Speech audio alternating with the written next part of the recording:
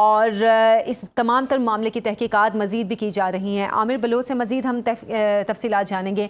आमिर, मुस्तफ़ा कमाल ने वैसे तो मीडिया को काफ़ी डिटेल से इस वाक़े के हवाले से बताया है, लेकिन उनको ये रिपोर्ट क्या दी गई है इस तमाम तर वाक़े के हवाले से, और क्या 14 बच्चे ही थे? क्योंकि कुछ ज़राए ये कह रहे हैं कि ज़्यादा बच्चे थे जो कि इस इंतहाई निगहदाश्त के वार्ड में थे।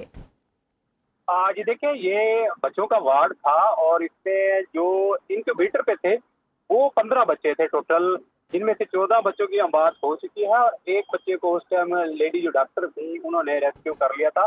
और जिस इनक्यूबेटर में आग लगी थी, पहली आग लगी थी, उसी में वो इनक्यूबेटर फट गया था, जिसकी वजह से जल्दी जल्दी से उस बच्चे को उस लेडी डॉक्टर ने उठा लिया था और रेस्क्यू कर लिया था। बाकी जो लिंक थे एक दूसरे के साथ, जो इनक्यूबेटर थे गैस की वजह से, तो सब में आग चली गई और जिसकी वजह से सब भी झुलस गए। जो बाकी दूसरे रूम्स हैं उनमें मुख्तलिफ जो रूम है उनमें बच्चे थे, बच्चों के लवाकिन थे, फैमिली थी।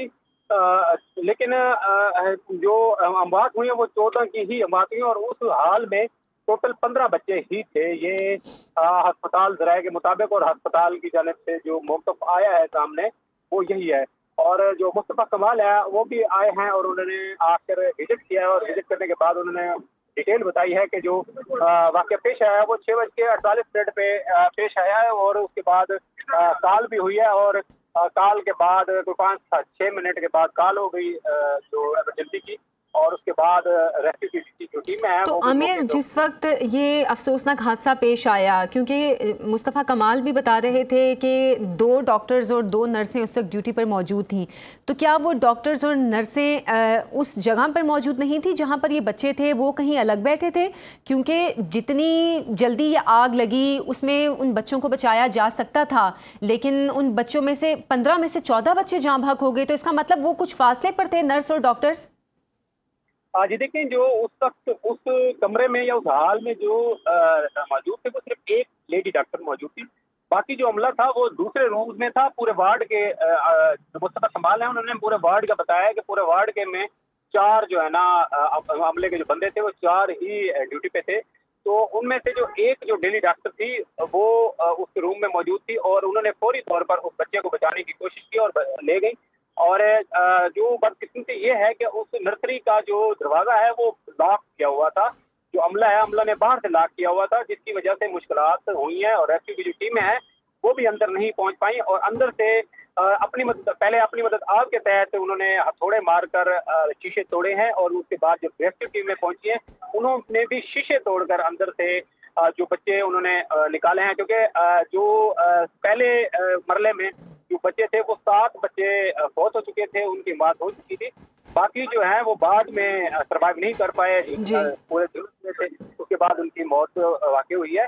और उस वक्त जो रेस्क्यू का ऑपरेशन था वो इसी वजह से जो है ना ताख़ीर का शिकार हुआ और उनको मुश्किलात का सामना करना पड़ा। क्योंकि जिस वक्त ये वाक़या हुआ तो उस वक्त जो सारे दरवाजे थे वो बंद किए हुए थे। जो अमला है उनकी जानिब से सारे दरवाजे बंद किए गए थे और और अमले के जो बंदे थे वो भी कम थे और लाइट अचानक से जब चली गई जिसकी वजह से भगदड़ मची और सब जो लवाकिन थे, जिनमें खासतौर पर जो माएँ थी वो खुद भी उस वक्त मरीज़ा थी, तो उन्होंने भी अपने बच्चों को बचाने की कोशिश की।